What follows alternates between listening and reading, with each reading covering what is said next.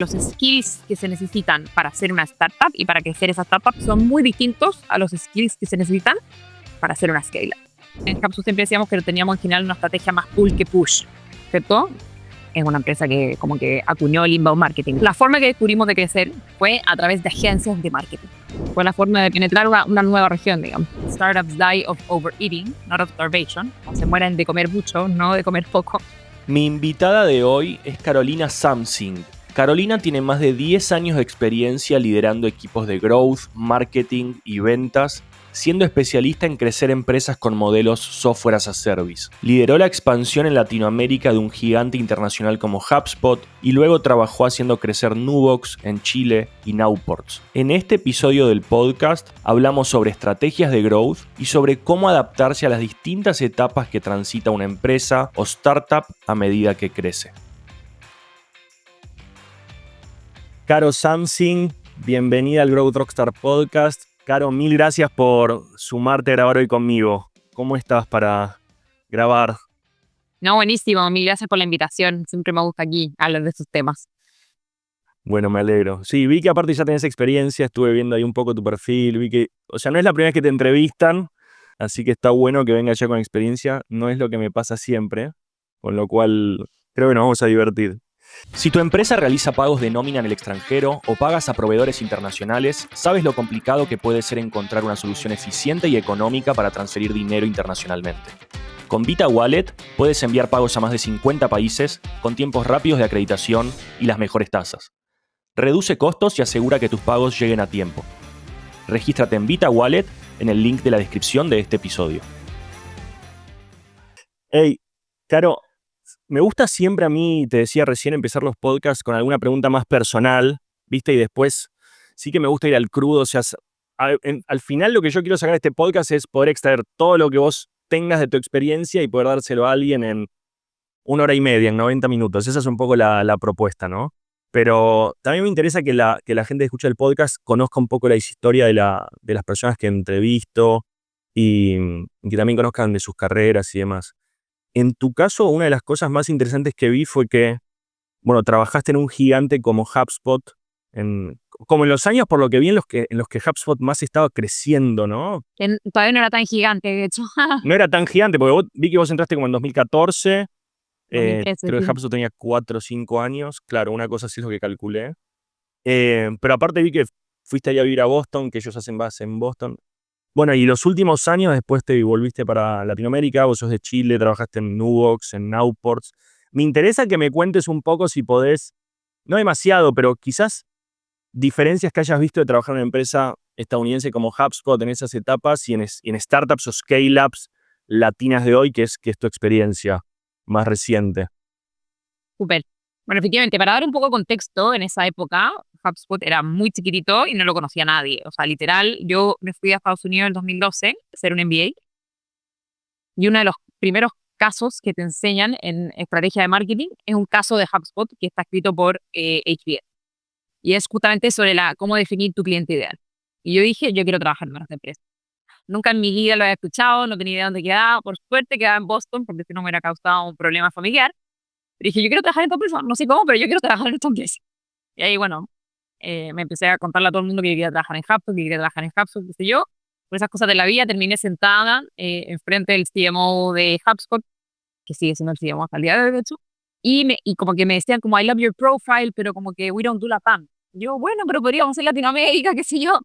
Me miraban como con cara media extraña. De nuevo, remonté, bueno, esto fue el 2013. O sea, Latinoamérica para un gringo era como, ¿qué es eso, ya? Y ya, bueno.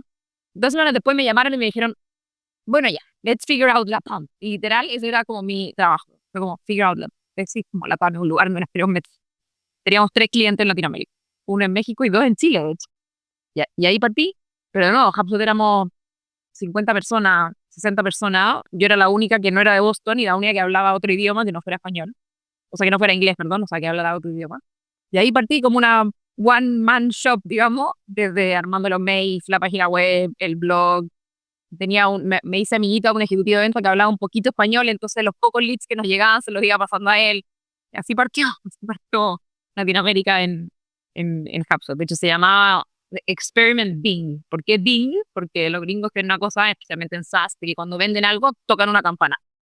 Entonces, el Bing era porque cada vez que cerrábamos un nuevo cliente, venía este experimento LATAM que se cerraba, por eso el Bing. Entonces, y lo teníamos clasificado en CRM como Experiment Bing LATAM. Acordémonos que incluso en ese minuto HubSpot ni siquiera tenía CRM, nosotros usábamos Salesforce. HubSpot usaba Salesforce y teníamos el software de marketing de HubSpot. Entonces, en ese minuto era todo muy, muy, muy antiguo. Yo le contaba a la gente que trabajaba en HubSpot y todo el mundo, ¿en qué? En HubSpot. ¿Y qué es HubSpot? Y yo, bueno, una plataforma de marketing que centraliza todos tus canales para hacer tus campañas. No lo entiendes.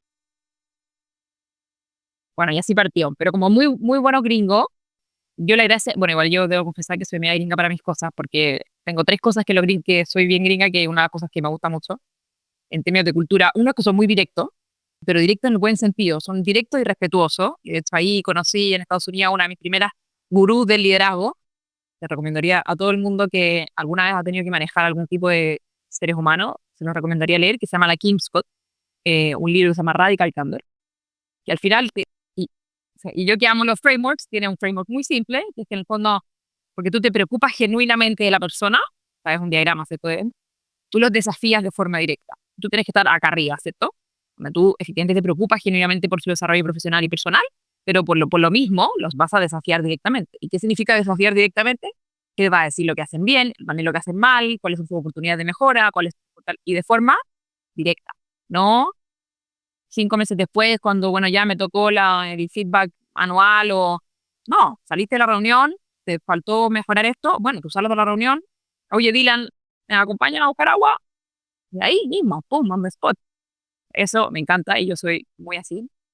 Lo otro, que va a sonar medio básico, digamos, pero algo que me encanta es que si un gringo te dice que va a entregar algo tal día, a tal hora, a tal fecha, no existe ninguna posibilidad de que no lo haga. O sea, si es que se tiene que quedar hasta las 5 de la mañana al día anterior, lo va a hacer.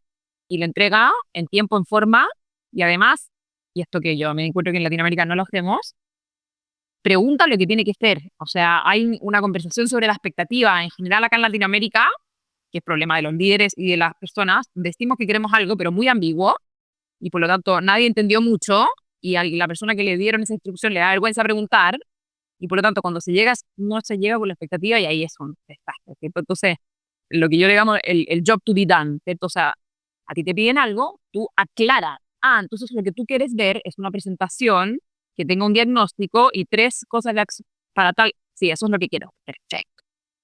Porque siempre la pedida es como, no, quiero saber por qué está este problema. Así son más o menos las pedidas. No, sucede muchísimo. Y ahí, y bueno, yo que además soy periodista, yo soy una convencida que en general todos los problemas son comunicacionales. Todos. Es que yo entendí que me dijo, es que no me dijo, es que... Y ahí es porque efectivamente la gente no pregunta, no aclara. Bueno, sí, esa segunda cosa me gusta mucho. Y lo tercero, que quizás es medio impopular lo que voy a decir, pero que también me gusta mucho de los gringos, es que son muy disciplinados. O sea, aunque no les gusta hacer algo, lo van a hacer igual. Van a llegar siempre a la hora, van a estar ahí, son así, para ellos 5 minutes early, it's on time. O sea, si tú llegas a la hora a una reunión, ya estás tarde. Me encanta eso. Entonces, todas esas cosas hacen, que de nuevo van a sonar súper básicas, ¿cierto? Pero hacen que en general las cosas fluyan mucho mejor porque hay confianza, la gente confía en que la gente va a entregar lo que tiene que hacer, por lo tanto no hay ese como micromanager, la gente pregunta lo que tiene que hacer, por lo tanto hay una expectativa clara. Entonces, en ese sentido me encanta ese ritmo y esa forma de trabajar. Y lo último que quizá es lo más importante, que sí creo que no es tan gringo, pero era muy de HubSpot, y que si tú me preguntas cuál era ese secret sauce de HubSpot en términos de empresa, porque en ese minuto plataformas de marketing habían miles, pero para mí el secret sauce de HubSpot era que todas las personas que trabajamos ahí, desde el intern, que era yo, hasta el CEO, se sabían de memoria, así, pero ultra de memoria, y lo entendían perfectamente, cuáles eran los 4 objetivos del año de la empresa, por qué lo estábamos haciendo y cuáles eran los targets que teníamos que cumplir. Y todos lo sabían. Toda la empresa, decís, cualquier rol. Toda la empresa, cualquier persona. O sea, el objetivo estratégico, por qué lo queríamos hacer, cuál era el futuro de la empresa. Tal cual. Y que en general eran no más de 4 o 5. De hecho, ellos tienen, volviendo, un framework que se llama MSPOT, que es Vision, Strategy, MSPOT, Objectives o Missions. Y él lo pone literal, es una slide que tiene los 4 o 5 objetivos de esa empresa, los targets de esa empresa, y la mejor parte son los omissions, o sea, las cosas que tú no vas a hacer ese año. porque ese es el problema. Cuando en general las empresas se entusiasman y qué es lo que nos pasa en las startups. Yo siempre he dicho que startups die of overeating, not of starvation. Se mueren de comer mucho, no de comer poco. De querer hacer todo, de todas las ideas que hay en la cabeza del CEO, básicamente. Todo. Y vamos y lo hacemos todo al mismo tiempo y en paralelo y no importa y perdemos el foco. Entonces, tenían abajo una esquinita que se llama las omissions, que sabemos que son unas buenas ideas porque las hemos discutido, pero este año tomamos la decisión estratégica de que no lo vamos a hacer. Por lo tanto, no me vengas a preguntar si lo vamos a hacer porque no lo vamos a hacer. Y no significa que sea una mala idea, significa que ese año no es el foco estratégico. Entonces, así de, o sea, ese nivel de claridad de lo que iba, que claro, suena súper simple, bueno, pero los 4 objetivos, nos demoramos como 3 días en definir todo eso, ¿cierto? Porque es demasiado importante definir cuál es la estrategia del año, cuáles son los 4 objetivos estratégicos que no vamos a hacer y cuáles son los targets. Y era súper simple, a mí me encantaba, y eso se lo sabía a todo el mundo, y todo el mundo, por ende, podía tomar buenas decisiones. Porque tú sabías que si estabas tomando una decisión que le pegaba a alguno de esos objetivos, era una buena decisión. Y si no le pegaba a esos objetivos, probablemente no lo deberías hacer. Sí, también HubSpot, o sea, en línea con eso, por lo que yo escuché, una empresa súper interesante en varias cosas. Yo escuché una entrevista de uno de los founders que me encantó. No el CEO, el CTO. Personaje súper interesante. Y una de las cosas que decía era que, creo que venía con eso, que como que la empresa tiene ellos generan una cultura como de transparencia como brutal, ¿no? Y como que todos los empleados sabían todo. Absolutamente todo, como que estaba abierto a que todos los empleados sepan todo y no había nada. Esto es, obviamente vos lo viviste en la experiencia, pero yo lo escuché. No había nada que esté como filtrado al, no sé, al C-level, ¿no? O sea, la idea era que todos entiendan todo y conozcan por qué hacen las cosas y demás. Sí, era muy loco, efectivamente, de hecho todas las reuniones eran públicas, o sea, bueno, tenían la wiki más documentada que yo he visto en mi vida. O sea, wiki es como un Notion interno, digamos, donde tú pones todas las cosas. Todo lo documentaban, todo, una cosa impresionante. Por lo tanto, tú tenías acceso a mucha información. Y yo que soy Matea le decimos en Chile a la gente que es como... Yo en verdad me tenía muchísima curiosidad por entender bien el modelo de negocio y todo. Pero claro, si tienes esa genuina curiosidad y ese entusiasmo, pero no hay nada documentado, es muy difícil aprender. En cambio, esto era como el sueño de un geek, digamos, porque estaba todo documentado, entonces efectivamente lo podías leer todo.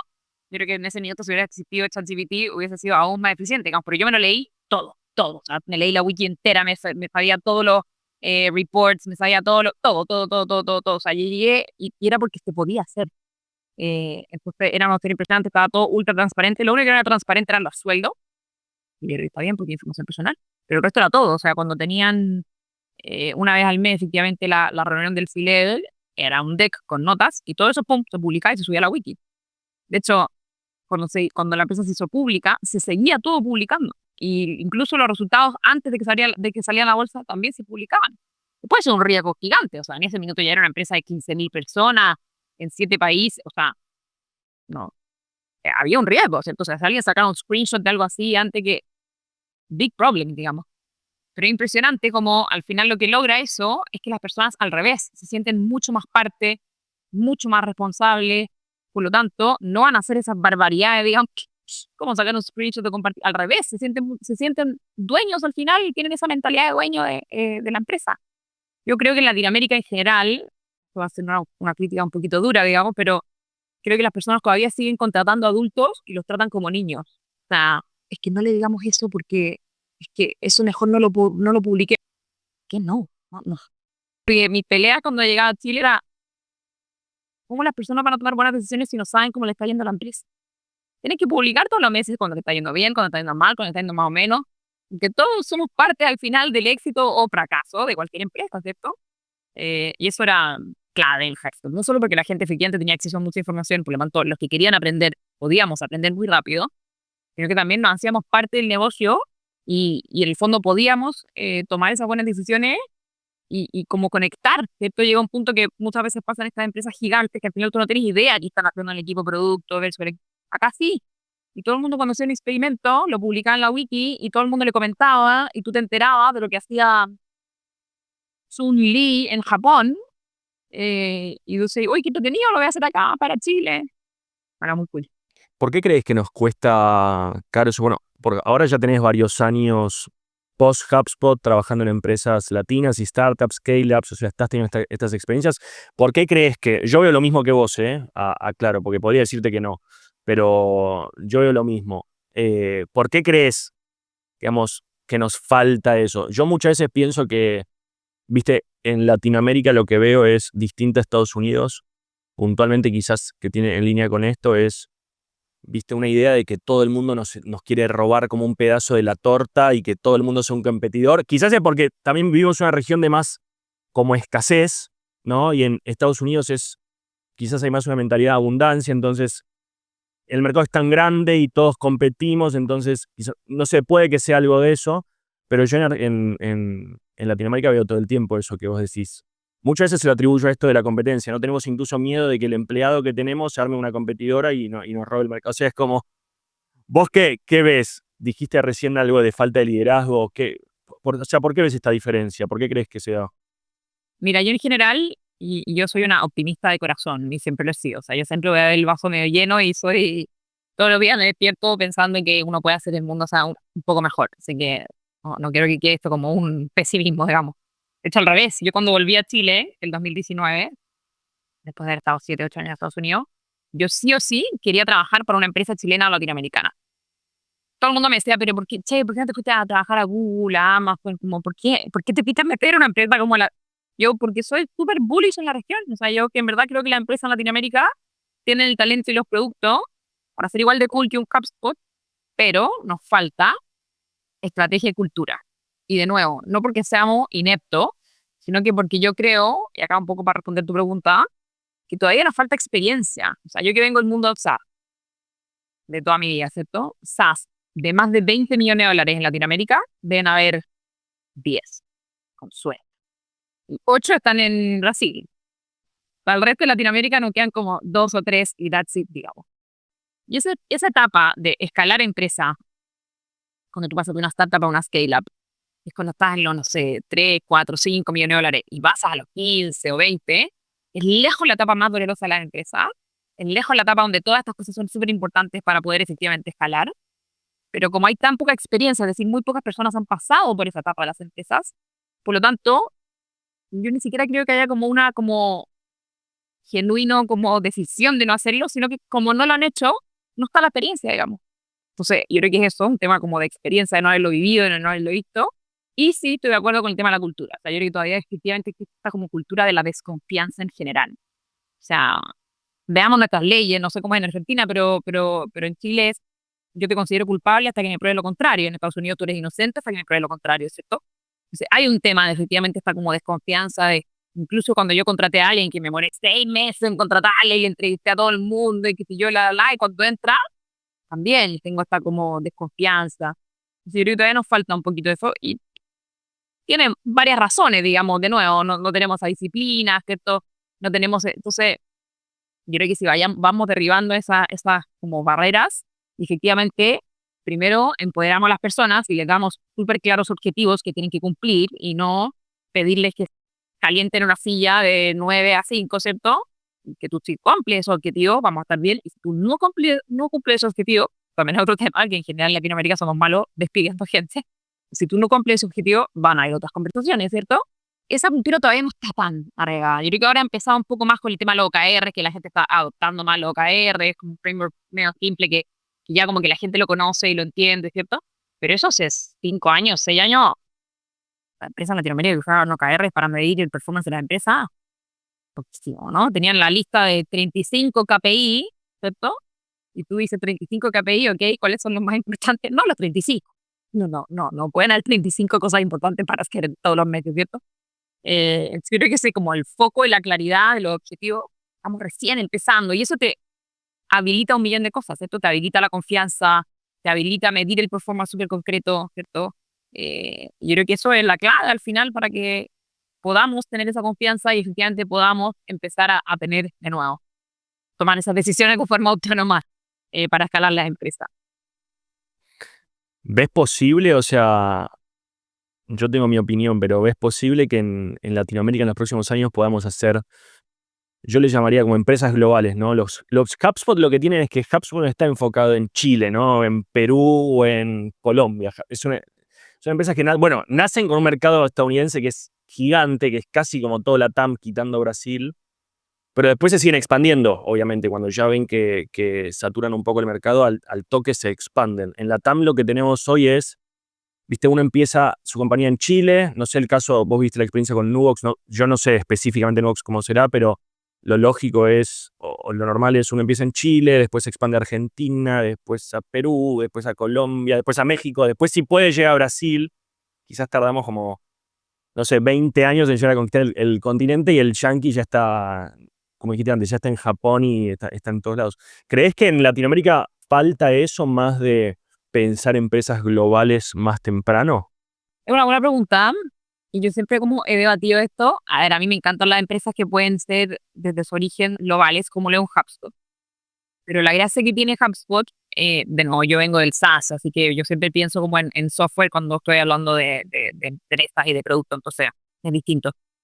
La gracia que tiene HubSpot efectivamente es que no tiene barrera de país. Es decir, tú puedes usar un HubSpot en cualquier lugar del mundo y salvo la barrera del idioma, que nos tocó quizás un poquito con Brasil, no hay ninguna barrera. O sea, tú lo puedes llegar, usar en cualquier parte del mundo y no hay una integración local que le agregue valor y por lo tanto que la necesite, ¿cierto? Y por lo tanto, nosotros de hecho, los primeros 5 o 6 años de HubSpot Latinoamérica lo hacíamos desde Boston. O sea, no había nadie físicamente en Latinoamérica en ningún país. Todo lo vendíamos remoto, 100%, digital, digamos, y no necesitábamos a nadie ni nada local, ¿cierto? Por lo tanto, ese era ya un valor súper grande.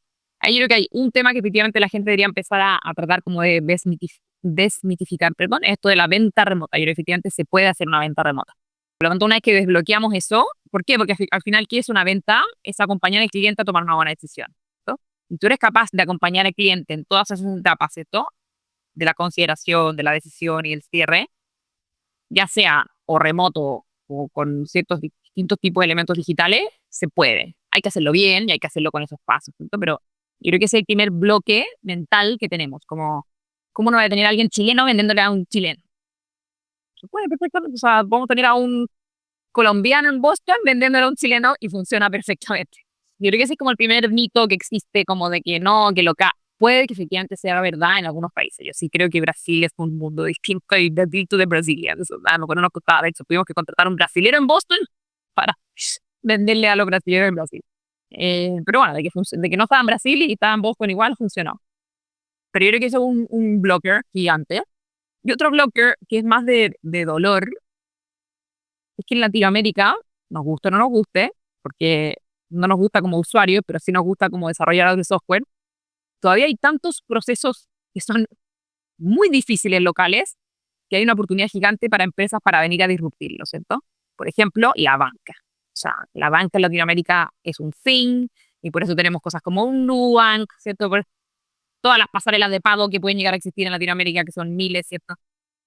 Después tenemos como un Nubox, por ejemplo, todos los sistemas de contabilidad, todos los sistemas de facturación, también son otro cacho, pero son oportunidades de negocio al final. El problema que tienen esas oportunidades de negocio es que son súper locales, porque efectivamente la facturación es local, las remuneraciones son locales, las integraciones con los bancos son locales, ¿cierto? Entonces también depende mucho del tipo de solución y no es tan fácil llegar y exportarlo, ¿cierto? Entonces, claro, por ejemplo, los ejemplos de empresas que yo creo que son muy buenas en Latinoamérica, un Book, por ejemplo, que es un HR Manager software, porque además tú puedes pagar sueldos. El tema de los sueldos es muy complicado. Todos los países tienen regulaciones distintas. En México, cada estado tiene una... Tampoco es llegar y pasar el software así, ¿cierto? Entonces, también efectivamente hay pasos estratégicos en este tipo de soluciones más locales, porque no es que tengan una mentalidad local, es porque está solucionando un problema muy local, como es pagar sueldos en Chile, pagar sueldos en México, pagar sueldos en Brasil. Se pagan de forma distinta en los tres países, ¿cierto? Entonces, claro, efectivamente son dolores locales, pero yo diría que son oportunidades de negocio también súper interesantes que en otras regiones quizás no existen, ¿cierto? Porque en Latinoamérica todavía todas estas cosas son súper complejas en general y son ultra legacy y teníais software de los años instalados, ¿cierto? Del año 1. Yo creo que esto es muy malo, ¿cierto? Pero yo creo que también hay algo de eso. Pero sí, las soluciones que efectivamente nacen de forma global, porque también me ha tocado ver empresas o SaaS. De hecho, hace poco hablé con un emprendedor que tiene una empresa que se llama Vinco. que es un software de gestión de asignación de fondos. Es decir, por ejemplo, un gobierno o una universidad hace un fondo concursable y le postulan 10.000 personas y tiene que asignarlos, evaluarlos. Bueno, esto es un software que te lo automatiza todo. Ultra de nicho, digamos. Pero ellos me decían, yo ya tengo clientes en 45 países y son 30 personas en Chile. Y es porque efectivamente es un dolor universal, ¿cierto? Y que no necesitas nada muy local. Entonces yo también creo que hay un tema como de qué dolor estás solucionando. Y sí creo que hay este como blocker de sentir que teníamos que estar físicamente ahí en el lugar. Y todavía hay ciertos clientes a cierto ticket, es decir, a ticket más alto, sí es verdad, de que tú sí necesitas a alguien local, ¿cierto? O sea, por ejemplo, Nowports, que nuestros tickets sí son más altos. Nowports es una plataforma digital de logística, donde tú puedes, en el fondo, mover tu logística, financiarlo, integrarlo todo en la misma plataforma. Y sí, nuestras oficinas de venta en nuestros países son locales, porque efectivamente tú le vendes a los Falabella del mundo, ¿cierto? A las mineras grandes del mundo. Y ahí, en general, a ticket más alto hay una relación que les gusta que los vayas a ver. ¿Cierto? Yo creo que es como una serie, y en Estados Unidos todavía ya no tanto. En Estados Unidos yo puedo confiar en alguien a través de una cámara, ¿cierto? Pero eso es porque nunca han tenido muchas relaciones muy deep, ¿cierto? Entonces yo creo que es interesante esto de estas dos cosas, ¿cierto? Tratar de bloquear como tu ciclo de venta y tu forma de vender, que sí se puede hacer una mezcla más híbrida. Y bueno, claro, el tipo de solución que estás solucionando. Ahora en breve, bueno, tenemos tiempo para hablar mucho de eso, pero te quiero llevar para otro lado, quiero cerrar un poco tu experiencia en HubSpot y después ya pasamos a lo siguiente. Tengo varias cosas para hablar con vos. Me gustó mucho igual lo que acabas de decir. Para mí, cerrando ese tema, para mí es un tema súper interesante. Yo creo que incluso ahora con AI se va a poner más interesante, ¿no? Porque a empresa de otra parte del mundo le va a ser cada vez más fácil globalizarse, le va a ser más fácil expandirse, con lo cual yo creo que nos vamos a ver como esta encrucijada de o hacemos productos cada vez más locales, como dijiste, ¿no? Donde entendemos muy bien cierta regulación o demás, entonces podemos hacer mejores, o sea, eso más pequeño, pero mejor que nadie, o la otra es directamente empezar a pensar, como dijiste, casos de empresas globales como mencionaste, o hay algunas otras, no sé, Mural, tienda nube que compite con Shopify, etcétera, y como que quizás en el medio empieza a quedar, viste, me parece a mí que en los próximos años quizás vamos a tener eso como de estar entre la espada y la pared, donde o vamos muy local, o ya pensás en competir con el resto, porque en el medio creo que cada vez va a haber menos, pero eso un pensamiento muy personal. Escúchame, quiero robarte un poco más de tu experiencia de HubSpot porque obviamente es súper interesante y ya del podcast con vos ya me estoy llevando algo de esto que esto también comparto con vos. Yo creo que hay algo en trabajar con gente que ya hizo algo. Esto que dijiste vos antes de, ok, en LATAM no tenemos muchas empresas o fundadores o personas que hayan pasado la barrera de los 5 millones o pasado la barrera de los 20 millones. Y a alguna gente le parece trivial, ¿no? Bueno, ¿cuál es la diferencia? Vamos a crecer. A mí, yo siento que no, hasta ahora no puedo explicar eso, pero yo igual comparto con vos de que hay un valor en decir, hey, hay alguien que ya hizo esto, entonces ya es como que ya lo conoce, ya lo vivió, ya sabe, es como repetir, ¿no? Es como, es como pedirme a Mika un gol el domingo y pedírselo a Messi. Messi hace goles todos los domingos, ya es fácil, ¿no? Es como hay algo de eso. Así que bueno, te quiero robar un poco más de esa salsa secreta. Yo, por lo que vi en HubSpot, bueno, ya lo contaste un poco. Vos empezaste diciendo, hey, está Latinoamérica disponible, pero además, más allá de eso, que lo que contaste fue como entraste a HubSpot, por lo que yo vi, esa fue toda tu tenure ahí, ¿no? Fuiste directora de HubSpot para la TAM, por lo que vi, te encargaste de desarrollar el mercado, básicamente, como por 4 o 5 años. Contame un poco de eso, porque vi que, bueno, cosas que saqué de tu LinkedIn, básicamente, que dijiste, pasamos de 3 a 3.000 clientes, de 500.000 de facturación a 20 millones. Contame quizás cosas claves de cómo fue ese proceso, cosas que hayas vivido. Hay un montón de cosas que me dijiste, ¿no? De diferencias que viste en distintos países, que es un poco lo que acabamos de hablar, de la necesidad de adaptar estrategias para cada mercado. Contame un poco qué quizás es lo más interesante para vos de ese proceso que viste que fue de varios años. Yo creo que dos cosas que hicimos bien, y no es que hayamos sido unos genios y lo hicimos bien de una, sino que nos equivocamos al principio y después lo corregimos. Yo diría que lo primero fue, de nuevo, teníamos solo 3 clientes, pero empezamos a armar un ecosistema de contenido enfocado en Latinoamérica, haciéndolo en español, bien enfocado en la TAM, que fuimos como los first movers en ese sentido. De nuevo, remontémonos que estamos hablando del 2013, o sea, quizás Mm, ahora nada de lo que le estoy diciendo es como muy obvio, digamos, pero en esa época no existía ni Instagram. sí, Entonces, armamos el blog de HubSpot y que ya en, no sé, no me acuerdo, pero creo que en 7, 8 meses llegó a tener 800.000 visitas mensuales, una cosa así muy loca. Y era porque efectivamente, y eso, no estoy diciendo porque lo cool y no quiero recalcar el Vanity Metrics, sino que eso te decía la necesidad que había en el mercado de contenido de ese tipo, de contenido de marketing digital, de contenido de venta, de contenido de escriturar una campaña de marketing, ¿cierto? De contenido. Y eso te dio, y el fondo ahí, nosotros en Capsule siempre decíamos que teníamos en general una estrategia más pull que push, ¿cierto? Es una empresa que como que acuñó el inbound marketing, digamos, sé, como que era bastante los creadores. coherente con su estrategia, ¿no?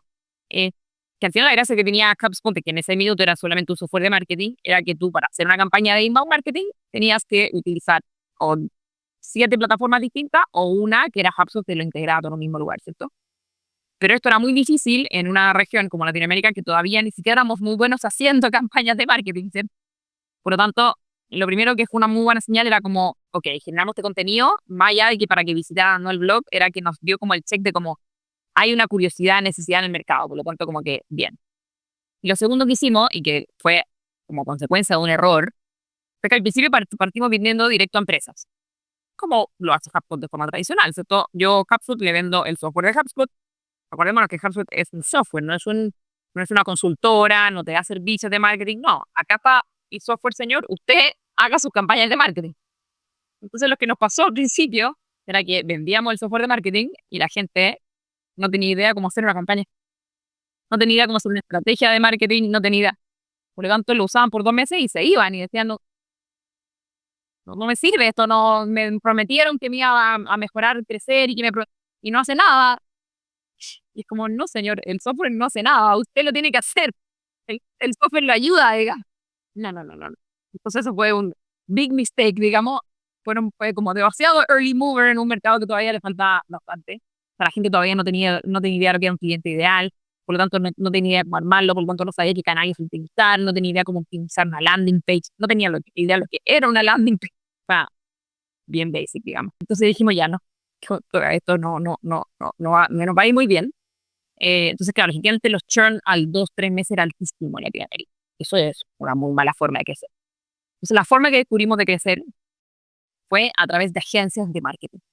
Entonces, que de nuevo, las agencias de marketing en Latinoamérica tampoco que eran los ultra expertos, pero por lo menos había un genuino interés de que su modelo de negocio podía mejorar si es que tú utilizabas una plataforma y tenías una nueva estrategia, ¿cierto? Entonces, a través de las agencias de marketing, lo que hicimos fue entrenar muy bien a estas agencias de marketing en lo que era el inbound marketing, en el contenido, en cómo se hace una estrategia de marketing, y usar múltiples canales, y qué sé yo, y que HubSpot era la mejor plataforma para hacerlo. Y la gracia que tenía, y esto ya de nuevo vuelvo al tema de que a todos los que nos encanta el marketing y todo, de repente nos obsesionamos con el marketing, pero al final, lo que importa es mejorar el modelo de negocio de tus clientes. O sea, si tus clientes ganan plata o ahorran plata, ahí hay un negocio.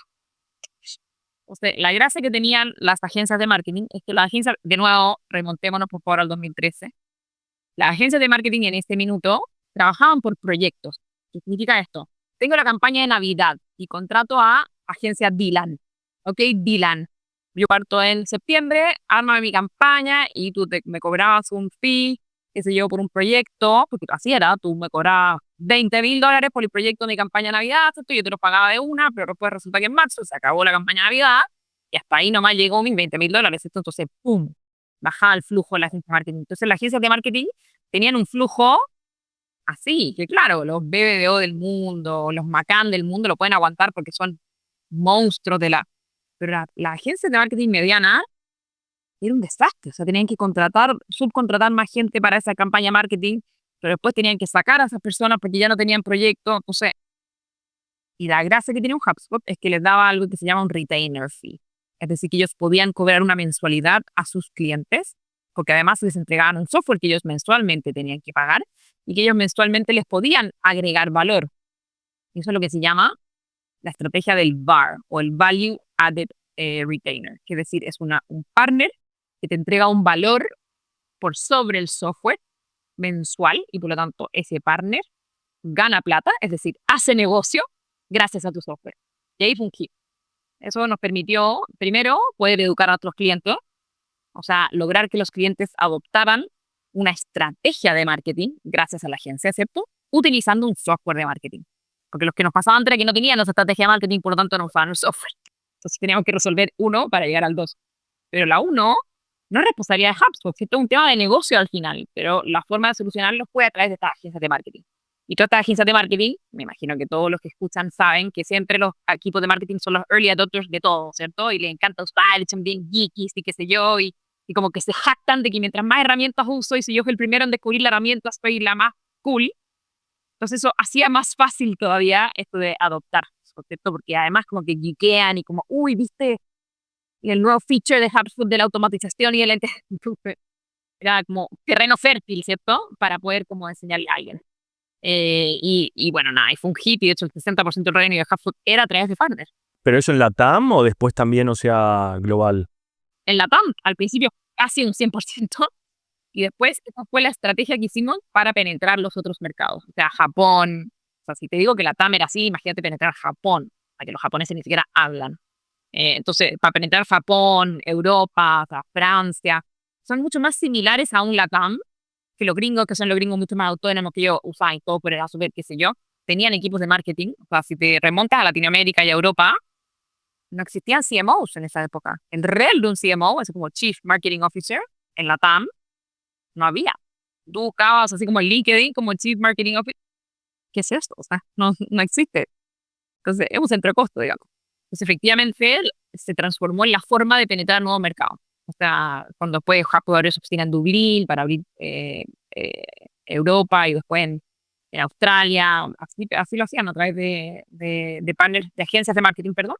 Y sí, igual, terminó siendo el 60, no sé cómo se diría, digamos, pero en ese minuto era el 60-65% del revenue de la empresa venía a través de partners y principalmente por los crecimientos outside of the US. Muy bueno, o sea, claro, era una relación como win-win. Por un lado, la agencia empezaba a tener un flujo de caja más constante porque estaba cobrando como el mensual claro, de la plataforma, ¿no? Y encima de eso quizás te vendía otros servicios. Y para HubSpot la agencia era, bueno, yo capacito a uno y ese capacita a 10, 20, 30 clientes, ¿no? O sea, es un tema clave, o sea, el churn bajó muchísimo, o sea, lo hacía mucho más sticky, no, fue la forma de penetrar una nueva región, digamos. Claro, y aparte de la región, diferencias entre países, bueno, recién dijiste, o sea, Brasil específicamente es como algo que viste distinto o después también el resto de países son distintas experiencias. O sea, por ejemplo, ¿esta estrategia sirvió en todos o en algunos fue distinto? A ver, al principio fuimos mucho más activos en Spanish Speaking Latam, siendo súper honesto, pero después contratamos, se llama Rodrigo, a un brasilero para hacer Brasil, porque nos dimos cuenta que efectivamente la adopción en Brasil es un mercado gigante y la adopción en Brasil, o sea, pedían mucho el tema del idioma. Entonces, la primera diferencia es obvia, digamos, que era el tema del idioma, ¿cierto? Y después en temas culturales, es divertido porque sí nos pasó, y quizás yo tengo un bias porque soy chilena, pero, pero sí nos pasó que ciertos mercados eran un poquito más early adopters que otros. Por ejemplo, Chile y Argentina, que de hecho hicimos un evento en Argentina, me acuerdo que fueron nuestros primeros eventos que se llamaban Grow with HubSpot, que lo hicimos en Buenos Aires, que quizás, con mucho respeto a los argentinos, quizás hoy día no lo hubieran hecho, ¿cierto? Pero eran como, al final, de nuevo, con la estrategia pool, volviendo al framework de la estrategia pool, al final veíamos dónde había más clientes y dónde había más leads y ahí hacíamos el evento, digamos, no era porque es como distinto a lo que lo hacen las empresas generales, como quiero ir a México porque México es el mercado más enorme y voy a México, pero bueno, no tenés ni un lead de México, no entiendo, vas a hacer un evento y lo vas a llenar. ¿Cómo lo vas a llenar, cierto? Entonces, efectivamente, nuestro primer evento fue en Argentina, en Buenos Aires. ¿Por qué? Porque teníamos miles de leads de Buenos Aires, teníamos varios clientes en Buenos Aires y quizás todo el mundo le habría dicho, pero quizás de meter a Buenos Aires porque no hay a Ciudad de México. Bueno, porque en Ciudad de México no nos llegan tantos leads y no tenemos tantos clientes, va a ser una joda hacer un evento. Entonces hicimos nuestro primer evento en Buenos Aires, me acuerdo, y después en Santiago también teníamos, y quizás un mercado más chico, quizás no hacía tanto sentido, ¿cierto? Pero sí, de nuevo, volviendo a esta estrategia pool que nos hacía mucho más sentido. ¿Por qué? Porque era mucho más barato. O sea, nuestro CAC de un cliente en Argentina y en Chile era más barato que un cliente en México que tenía que poner el triple esfuerzo para que me escuchara, ¿cierto? Y efectivamente en México, por ejemplo, sí hacíamos mucho más estrategias con agencias de marketing. Entonces, en vez de ir directo a la empresa, íbamos más a la agencia de marketing. ¿Por qué? Porque el cliente teníamos más clientes. O sea, así fuimos armando un poquito la estrategia en cada uno de los países. O sea, siempre en base al pool donde teníamos más leads y clientes y qué tipo de cliente era. Eso también es súper importante. ¿Era partner, agencia o cliente, empresa, digamos? Y siempre, y esto también va a sonar súper obvio, digamos, pero todos nuestros eventos, nuestro contenido y todo, siempre era 100% educacional. O sea, nunca era de ventas. Y de nuevo, o sea, también estábamos educando una región, o sea, si nos vamos al framework de la etapa, digamos, de un buyer journey, ¿cierto? Estábamos todavía muy en la etapa de el descubrimiento, ¿cierto? Pero nosotros teníamos que llenar ese espacio al final, o sea, nuestro evento se llamaba Grow with HubSpot, pero nosotros enseñábamos inbound marketing. Era un evento donde tú ibas y te enseñábamos lo que era una estrategia inbound, cómo hacer contenido, y qué sé yo. La gente lo encontraba muy, muy útil. Y esto nos empezó a generar, ¿cierto? Y al final, hoy día yo creo que ya probablemente no, digamos, pero en ese minuto, yo me acuerdo en 2017, cuando tuve 18, y en todos los eventos me la jugaba y decía, googleé en cualquier término de marketing digital y yo les aseguro que HubSpot va a estar dentro de las 3 primeros resultados. Pero ustedes nunca me dijeron que no. Pero siempre éramos los 3 primeros, digamos. Y es porque efectivamente fuimos super early movers en todo este tema de como la educación.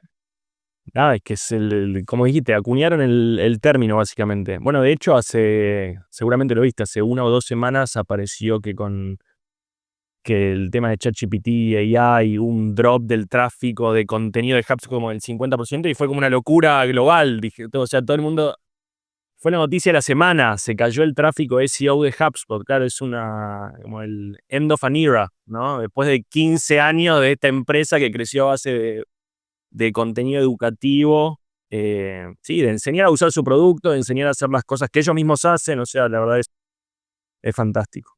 No, te decía, me encanta que hayas tenido esta experiencia porque aparte de lo que me llevó a esta experiencia tuya es que no solo trabajaste en un cohete espacial, porque lo que creció, creo que HubSpot, me gustaría verlo ahora en vivo, pero debe valer 30, 40 billions esta empresa que es pública. Justo, porque vos justo cuando entraste estuvo casi ahí el IPO, viviste como toda esa etapa, pero aparte vos es como que hiciste o sea, en la región LATAM, por lo que veo y escuchándote, es como que hiciste un startup a scale-up dentro de una mega startup, ¿no? Porque, o sea, vos tenías como la experiencia de armar con una empresa en una región y me parece increíble la experiencia. En línea con eso, bueno, esto te lo dije en el off, pero lo voy a decir ahora en vivo. Algo que me encantó de vos cuando estábamos preparando esta conversación fue que vos, o sea, cuando estábamos preparando la conversación me dijiste varios frameworks tuyos de los que podíamos conversar. Y eso me encanta porque generalmente en estos episodios cuando los grabo salen frameworks, pero viste que hay muchas personas, lo que les pasa es no tienen claro de que tienen un framework. Como que saben, claro, operan de cierta manera, hacen ciertas cosas, pero hasta que les empezás a preguntar, muchas veces no tienen claro de que hay un framework ahí. Algo que me encantó de vos es que lo tenés claros, entonces hay ciertos frameworks tuyos que te sirven de los que podemos hablar. Uno es, habiendo dicho esto de tu experiencia en HubSpot, vos tenés este framework de los 3 consejos para pasar de startup a scale-up. Y ya solo ese me parecería, si solo tuvieras ese ya me parecería súper interesante profundizar. Tenés varios más, que ahora voy a tratar de sacarte varias recetas, pero me interesa en este momento. O si querés introducirlo vos, pero tenés 3 consejos que me parecen súper on point. Sí. Ahí yo creo que, bueno, lo primero, yo creo que hay que definir, porque, pero aunque suene obvio, muchas veces la gente no sabe en qué etapa están, digamos. Y yo creo que, de nuevo, después de Framework, Carolina Sanz, en un minuto armaré un libro, digamos, pero para mí la transición de una startup a un scale-up, a mí personalmente, yo creo que es la etapa más dolorosa de la empresa, pero además a mí personalmente es la etapa que más me gusta. Casi me da masoquista en esas cosas, pero me gusta mucho porque yo creo que el impacto que uno puede tener, y todas las personas que estamos ahí, ¿cierto?, es muy alto. ¿Por qué? ¿Qué es una startup? Una startup, primero, tu primer foco en una startup es cuando estás buscando product market fit, ¿cierto? Estás identificando cuál es tu cliente ideal, y de nuevo, volviendo a un cliente ideal, pues yo no sé por qué la gente se olvida lo que es un cliente ideal. ¿Qué es un cliente ideal? Es aquella persona que tiene un dolor muy concreto, con el cual tú tienes una solución, por el cual él está dispuesto a pagar. Esa parte la gente realmente se lo olvida. Pero bueno, en una startup, tú justamente lo que estás haciendo es identificando tu cliente ideal, ¿cierto? Por lo tanto, estás buscando ese dolor al cual tú tienes una solución por el cual la gente está dispuesta a pagar. Entonces, cómo se define o qué es en general? De nuevo, a mí me gustan los frameworks y los frameworks por definición hacen que las cosas sean más simples, ¿cierto? Yo sé que a los que les gusta filosofar un poco más, hay harto más de esto, digamos, y hay papers, pero me gustan las cosas simples. Entonces, para mí, la definición de una squad es que son equipos más pequeños, con roles menos definidos, es decir, todo el mundo hace de todo un poco, ¿cierto? Y que estamos buscando este product market fit, por lo tanto, identificando ese valor por el cual alguien está dispuesto a pagar. Para mí, eso es una startup. ¿Para qué es una scale-up? En una scale-up tú ya identificaste tu product market fit y tu cliente ideal. Y por lo tanto, estás buscando formas de acelerar ese crecimiento de una forma rentable. Esta parte, con mucho respeto, también la gente realmente se lo olvidó, no sé por qué, pero... Entonces, bueno, tú estás buscando formas de acelerar ese crecimiento de una forma rentable, ¿sí? Por lo tanto, ¿cómo se define o cómo es una estructura? Son equipos un poco más grandes, con roles mucho más definidos, es decir, tienes una expertise en ciertas cosas, ¿cierto? Pero tú quieres mantener esta agilidad, por lo tanto requieres una alta colaboración entre esos equipos, y ahí es donde cosas como los OKR, los ENS, son súper importantes, ¿cierto? Y tú ya no estás buscando product market fit, tú estás buscando formas de escalar. ¿Qué significa esto? Estás buscando canales para escalar, formas de venta, ¿cierto? Y distintas estrategias de go-to-market. Eso es una scale-up. Y entre uno y otro hay una etapa de transición, ¿cierto? Pasa de estos equipos más pequeños, con roles menos definidos, a equipos más grandes con roles más definidos. Todo el mundo hace de todo un poco a roles más específicos con una alta colaboración, buscando el product market fit a buscando combat. Ese es un poquito ese periodo y esa transición que a mí me parece súper entretenida y en general no es de la noche a la mañana, ¿cierto? Y tampoco es de un año a otro, es una etapa progresiva, digamos. Ahora, los 3 errores más grandes que yo he visto en la etapa de volviendo a donde yo vengo, sobre todo mi expertise en áreas de revenue, de growth, de acelerar. Entonces, las 3 errores que yo he visto en buscar ese acelerar el crecimiento, el primero, y no me voy a cansar de decirlo, es que las empresas no tienen claro su cliente ideal. Volvamos a la definición del cliente ideal, ¿cierto? Bueno, ¿cuál es la definición de Carolina Something? Pero un cliente ideal es aquel cliente cuyo dolor es mejor solucionado con nuestros servicios o productos, ¿cierto? Y con el cual ese cliente ideal está dispuesto a pagar. Esa es la definición de un cliente ideal. Entonces, yo en general cuando le pregunto a las empresas como, bueno, pero ¿tienes definido tu cliente ideal? Por supuesto que lo tengo definido. Son en general, tengo idea, empresas grandes de más de 200 empleados. Okay. Eso es un TAM bastante grande que suena sexy, digamos, pero en general no.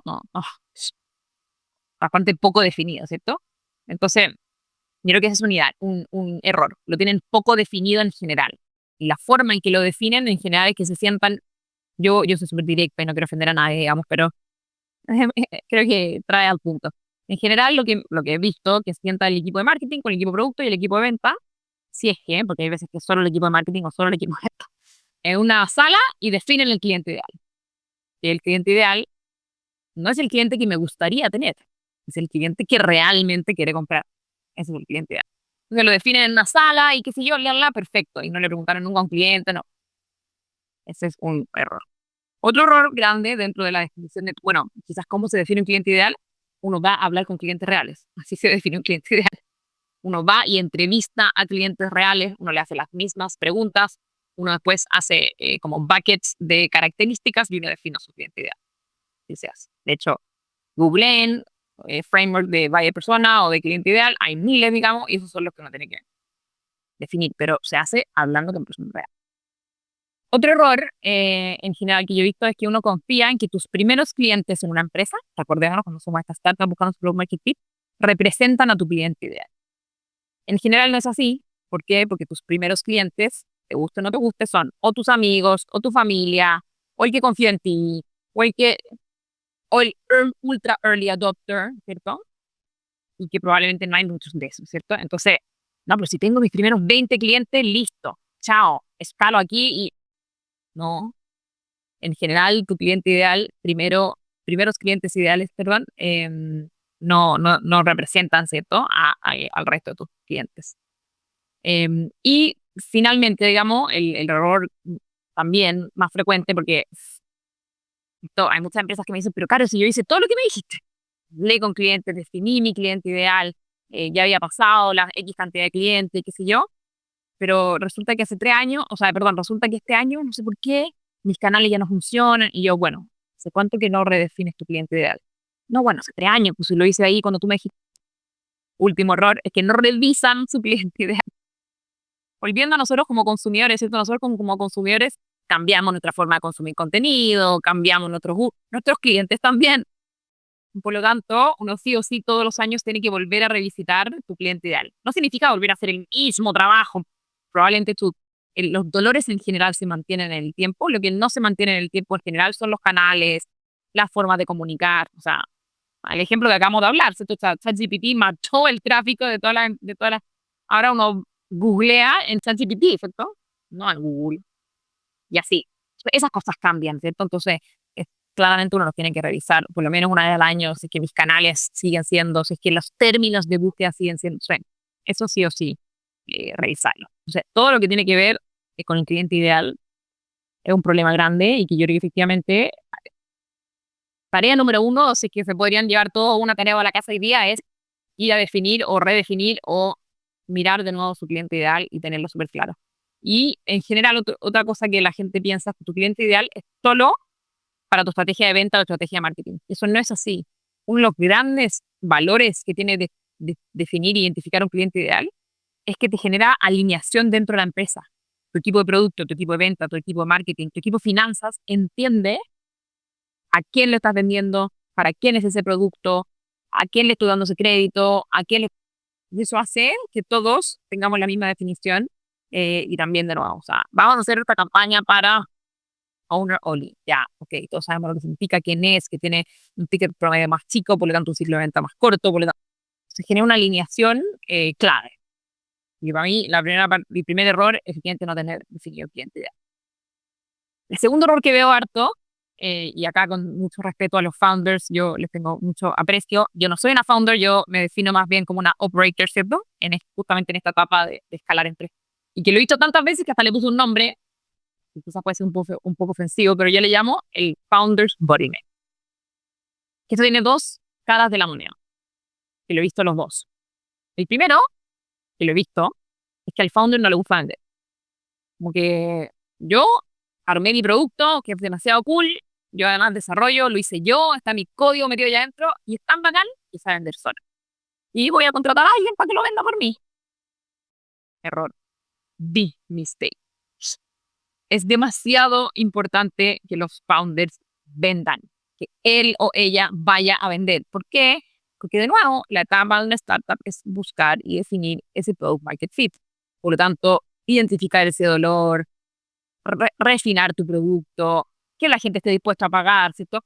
Y todo eso es demasiado importante para que lo haga otra persona por ti. Tú armaste ese producto con un dolor en mente, ¿cierto? O sea, es demasiado importante que el founder sea la persona que vende sus primeros 10, 20, 30, hasta 100 clientes, dependiendo de todo eso que quieto.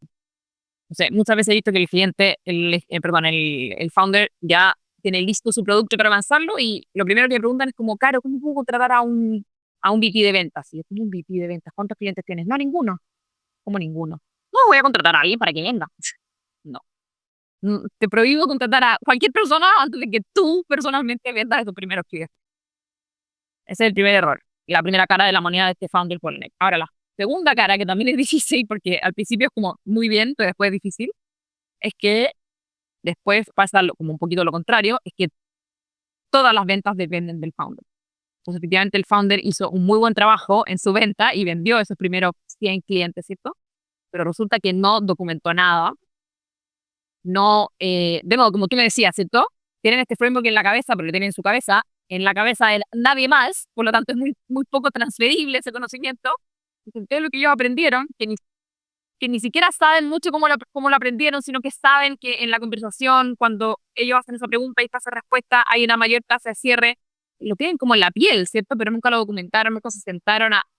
Entonces después contratan a ese VP de ventas y el pobre VP de ventas fracasa, pero así diametralmente. Y es como, pero hey, yo vendí 100 clientes y soy capaz de vender en 20 minutos, ¿por qué tú no? Y bueno, porque tú eres un bien cliente y todo ese conocimiento está solo en tu cabeza y en nadie más. Entonces, ese error lo he visto también muchas veces en que efectivamente no lo documentan, no definen ese cliente ideal, por lo tanto no lo escribieron, ¿cierto? No definen esos canales, no definen el ciclo de venta, no definen cuál. mal. Entonces, después salirse de ese proceso de venta porque dicen, bueno, ahora ya tengo mis 100 clientes, ahora me voy a ir a resolver el tema de churn o de onboarding o de producto. No puedes, porque tú eres el señor ventas. Entonces, también importante error. Y por último, el otro error que yo he visto harto, que va un poquito asociado a esto de las etapas de las empresas, es que también fallamos en que no contratamos a las personas según la etapa de la empresa. Y esto yo creo que en parte es porque también hay poca experiencia, digamos, pero tenemos que empezar a normalizar, y puede sonar un poquito duro, ¿cierto? Pero que los skills que se necesitan para hacer una startup y para crecer esa startup son muy distintos a los skills que se necesitan para hacer una scale-up. Por lo tanto, y sí, así de duro suena, las personas que te sirvieran para hacer una startup probablemente no te sirven para hacer una scale-up. Por lo tanto, que imagino ya todo, tienes que sacar a algunas de esas personas de tu equipo y cambiarlas, ¿cierto? Y eso efectivamente suena duro. Uno en general tiene amistades, ¿cierto? De que cuando partimos juntos en la oficina de mis papás, en el garage de no sé cuánto, ¿cómo voy a sacar a Dylan si él hizo mi primera? Bueno, pucha, sorry, pero Dylan como que no, nunca en su vida ha escalado una empresa. Y probablemente Dylan también lo va a pasar mal en ese tipo de empresas porque son cosas distintas. A Dylan le gusta ser de todo, meterse en todo, conocer. Bueno, las startups ya no son así. Tiene roles mucho más definidos, ¿cierto? Entonces, ese también es un error como grande. No contratar para la etapa de la empresa. Por lo tanto, cuando ya vas a escalar, ¿cierto? Y necesitas efectivamente formas de escalar y orientar tu empresa, son distintos a los skills que cuando estás buscando product market fit. Eso es lo primero. Y lo segundo, que ese sí lo he visto muchísimo y es bien latino, porque en Latinoamérica los founders y la gente de marketing, qué sé yo, siempre tenemos nuestras empresas que las admiramos, ¿cierto? Y es como, yo quiero ser como HubSpot, yo quiero ser como Zero.com, yo quiero ser como whatever. Entonces, por lo tanto, voy a contratar personas de esa empresa. Y es también un error gigante porque la etapa en que está esa empresa es una empresa gigante. O sea, si tú quieres, con todo el cariño, de hecho, prefiero no decir nombre para no ofender a nadie, pero si tú hoy día estás en una startup, ¿cierto? Y tú admiras profundamente la empresa A, y esa empresa A resulta que ya está abierta en bolsa, ya, no contrates a una persona de esa empresa.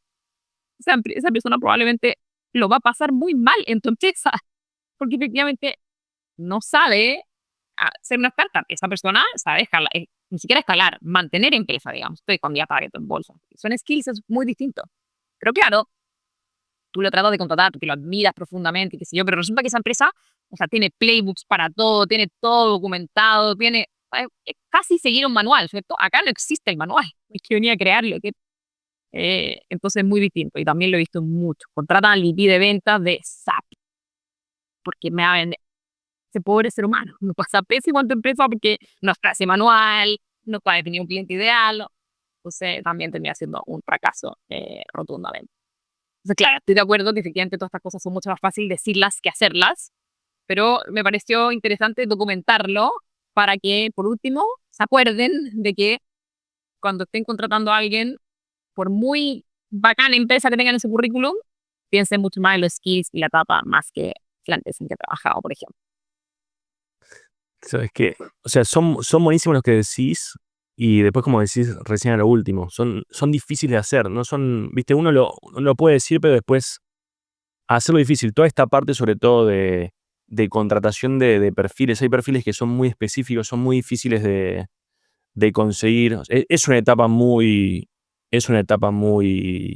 complicada. Pero está bueno saber para dónde uno tiene que ir. O sea, y está bueno lo que dijiste también, no lo vas a hacer en un mes. No vas a conseguir hacer ese cambio de equipo en un mes, quizás ni en 6 meses, en un año te va a costar. Pero es importante que lo hagas. Te hago una pregunta, Caro. En las últimas experiencias en Nubox o en Nowports, vos, o sea, justamente viviste esta etapa o alguno ya, porque yo no sé bien, Nowports creo que está más avanzado. O sea, ¿hay alguno donde, o sea, específicamente en estos últimos años hayas hecho este trabajo que podamos hablar? Sí, en Nuvox en particular, de hecho, cuando yo entré a Nuvox vendíamos 80 clientes mensuales y cuando me fui vendíamos unos 500 clientes mensuales.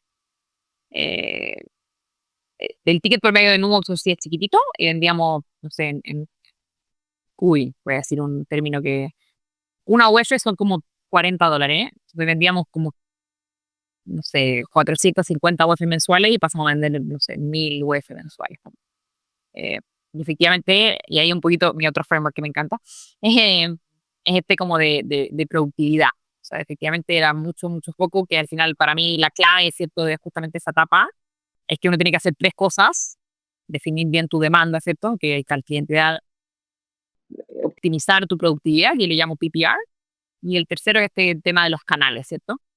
Pero creo que en particular, en general, hay poco documentado y la gente en general no le cuesta un poco más toda esta parte como de la productividad de tus equipos de venta. Y eso nos tocó entonces los nudos, digamos, donde justamente lo que tocaba era que mis equipos de ventas pudieran vender más y ser del mismo tamaño, ¿no? Y eso también para mí tiene una estructura de cómo ir creciendo. Por ejemplo, para mí la primera cosa clave, ¿cierto?, de un equipo de venta, efectivamente ya partimos de esto de lo primero, definir el cliente ideal, ¿cierto? Que si yo estoy de armar primeros clientes, pero es especializar a tus equipos a medida que vas creciendo. Es decir, a medida que tú vas creciendo, tu equipo de ventas se debería ir especializando. ¿Y especializando en qué? Y esto es una discusión quizás más filosófica, porque hay gente que le gusta especializarse en canales. A mí personalmente no me gusta. A mí me gusta mucho más especializarse en tu tipo de cliente.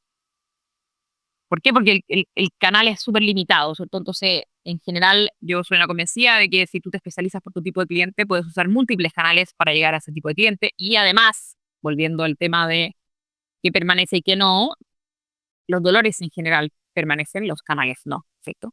Entonces, yo he visto muchas veces, y no estaba así, y muchas empresas que están estructurando sus equipos de venta en base a canales. ¿Qué significa esto? Tengo mi equipo outbound, tengo mi equipo inbound, tengo mi equipo de mail, tengo mi equipo de no sé qué, y resulta que después nadie lee mails, y ¿qué hago con todos estos seres humanos que mandan mails? ¿Cierto? Entonces, esa estructura yo creo que es importante ir definiéndola de forma consciente a medida que uno va creciendo, cómo vas estructurando tus equipos de venta. Entonces, por ejemplo, en Nuvox, volviendo a la especialización por tipo de cliente, ¿cierto? Lo primero fue que hicimos es que teníamos un gran equipo de ventas y lo separamos en venta a empresas y venta a contadores. ¿Por qué? Porque son dos personas completamente distintas. Los dolores son completamente distintos, la forma de vender son completamente distintos. Y similar lo teníamos HubSpot, teníamos empresas y partners o agencias de marketing, ¿cierto?, que después además eran. Entonces esa era como la primera especialización. Son claramente distintos, pero hay otras especializaciones, por ejemplo, pequeña empresa, gran empresa. Son también súper distintos, ¿cierto? Una pequeña empresa en general son tickets más chicos, ciclos de venta mucho más largos. Tú probablemente hablas con el dueño de la empresa, no tienes que navegar la empresa, ¿cierto? En cambio, una empresa grande, probablemente el ticket es más alto, el ciclo de ventas más largo, tienes que navegar la empresa, tienes distintas personas en esa toma de decisiones. Entonces son tipos de venta completamente distintos, ¿cierto? Y volviendo al tema de los skills probablemente esos ejecutivos de venta también son distintos. Es muy distinto venderle de nuevo a una empresa grande, que probablemente tu ciclo de venta van a ser 3 meses o incluso 6 meses a veces, porque te va a tocar picharle al gerente de finanzas, al gerente de área, al de venta, whatever. Mientras que la empresa chica, le pichaste al dueño, hizo sus cálculos, ok, y en 2 semanas tomó la decisión. Entonces también es distinto. Y la gracia que tiene especializarse alrededor del tipo de cliente es que tu ejecutivo de venta puede agregar muchísimo más valor. ¿Por qué? Porque él o ella van a aprender sobre tu tipo de cliente, no sobre el canal que están usando, ¿cierto? Y van a ser capaces de usar múltiples canales para llegar a ese tipo de cliente. Entonces, de nuevo, volviendo a mi cliente grande, ¿cierto? Puedo usar LinkedIn, puedo usar, qué sé yo, mail. Quizá mi cliente más chico voy a usar WhatsApp y todo por WhatsApp y listo, ¿cierto? Ahí, al otro le voy a mandar más contenido. Entonces, mi ejecutivo de venta se le abren muchas más posibilidades para poder llegar a ese cliente, ¿cierto? Y tiene distintas estrategias. Muchas veces nosotros en Nuvox lo que hacíamos, a empresas más grandes que sabíamos que el tomador de decisión no era con el cual hablábamos al principio, le mandábamos a esa persona, a como mi sponsor, ¿cierto?, una presentación que era para su jefe, pero nosotros se la armamos, ¿sí? Como las razones por las que deberíamos contratar Nuvox. Y era un template donde literal esa persona lo tenía que rellenar ya su logo y como sus dolores principales, nosotros se la mandábamos hecha para que él internamente se lo pichara a su jefe. Y eso es porque sabíamos que tenía que navegar la empresa. Eso no lo haría en una empresa chica, ¿cierto? Entonces, por eso para mí es clave especializar a tus equipos de venta alrededor de tu tipo de cliente. Esa es como en general como la primera especialización. Después, otra segunda especialización que yo recomiendo, que es de nuevo, volvamos, que esta especialización, todo el mundo me dice como, ya que voy a ganar entonces dos ejecutivos de venta, voy a tener una... No, tranqui, esto de nuevo, o sea, a medida que estás creciendo, o sea, esto ya cuando tienes más de 10 ejecutivos de venta, ¿no? Cuando estás escalando, no al principio, esto acordémonos que estamos hablando de la etapa como de scale up, no de...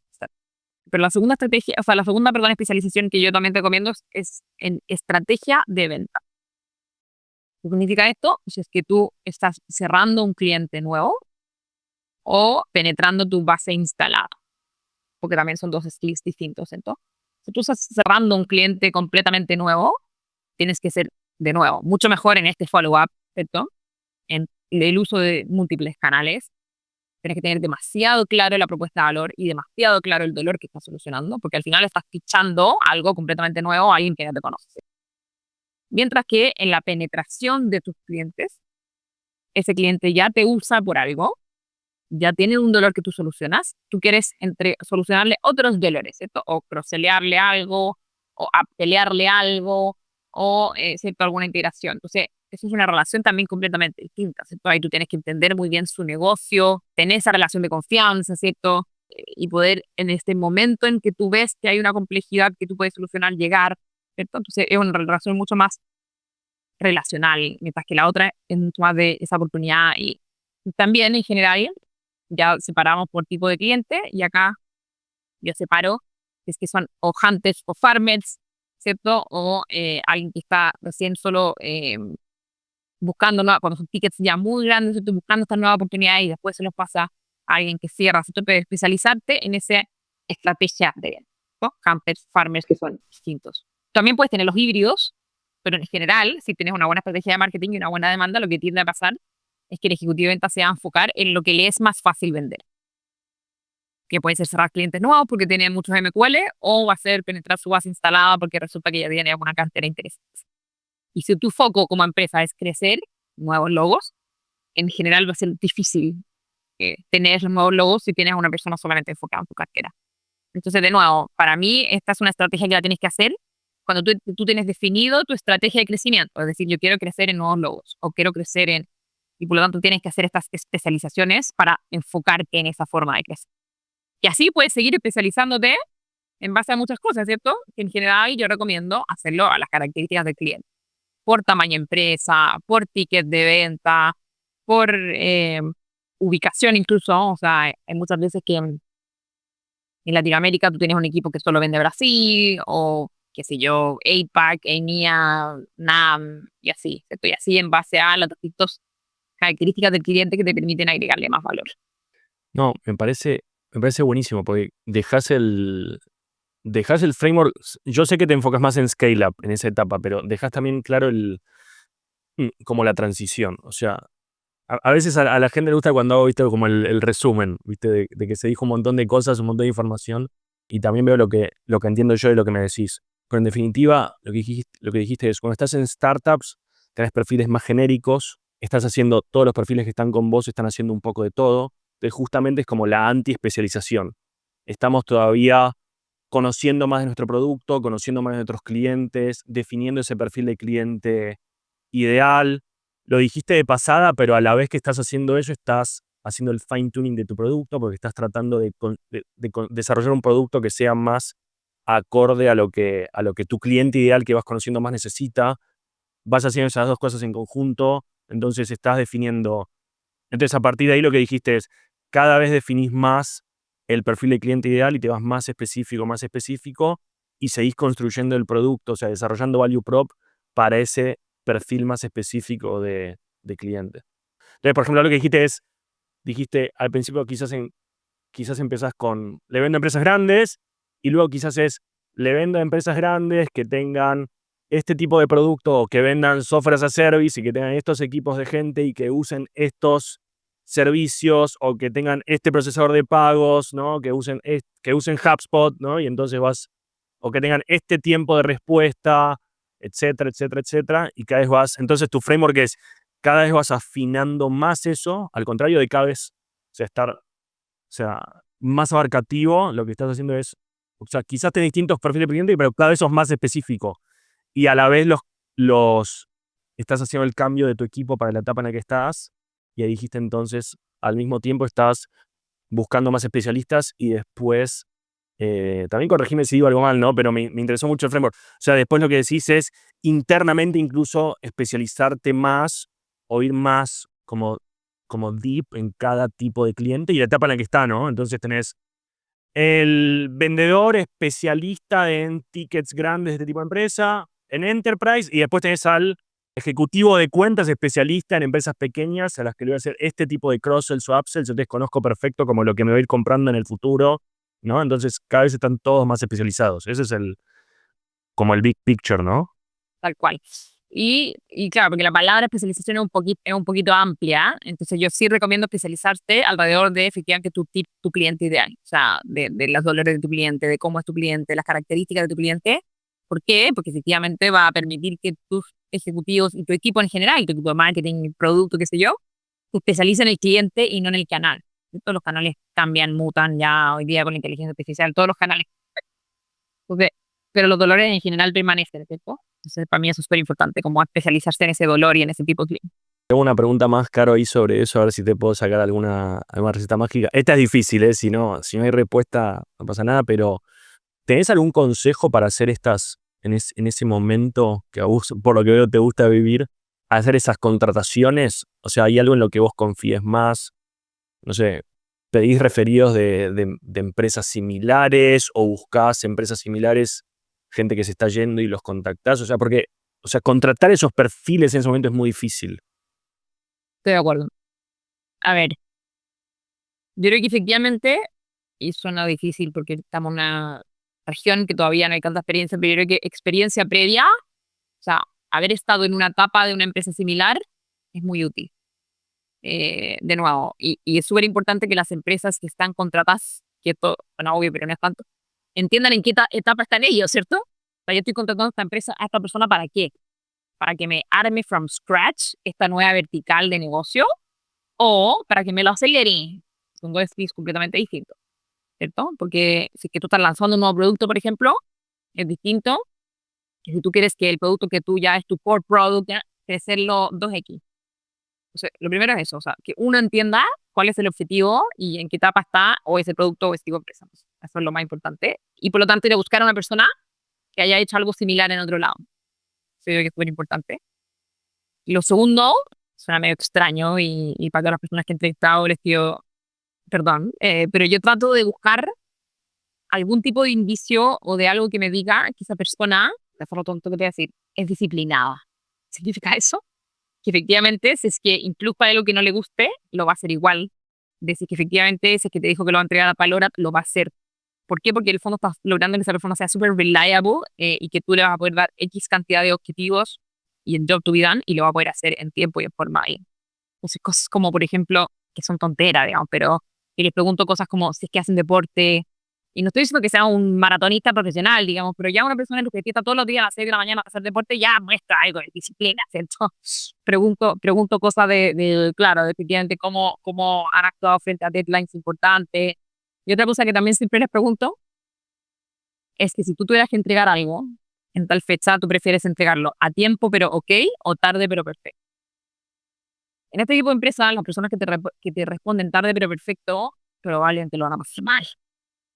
Que nunca va a tener algo perfecto en este tipo de empresas. Tipo, it's better done than perfect y vamos y la hacémoslo y vamos aprendiendo. Entonces, trato de tener esas como pequeñas preguntas, ¿cierto? Para tratar de entender. Al final, de nuevo, no es que una persona sea mejor que otra, no. Qué tan bien y lo va a primero pasar, porque sus skills están alineadas con la etapa de la empresa, ¿cierto? Y qué tanto va a poder efectivamente, a la experiencia previa que tenga, transferirla un poco a tu empresa, ¿cierto? Y esa cosa de como forma de trabajo, yo personalmente, y esto es una opinión muy personal, yo creo que son muchísimo más difíciles de enseñar y de aprender que una industria, un producto, ¿cierto? Que esa persona además ya tiene esa disciplina, esa genuina, lo va a aprender. Entonces, mucha gente me dice, no, es que yo quiero que venga a la industria y que sepa demasiado de fintech o que sepa demasiado de... No importa, lo va a aprender igual, ¿no? Pero aprender la disciplina, aprender la forma... es más difícil.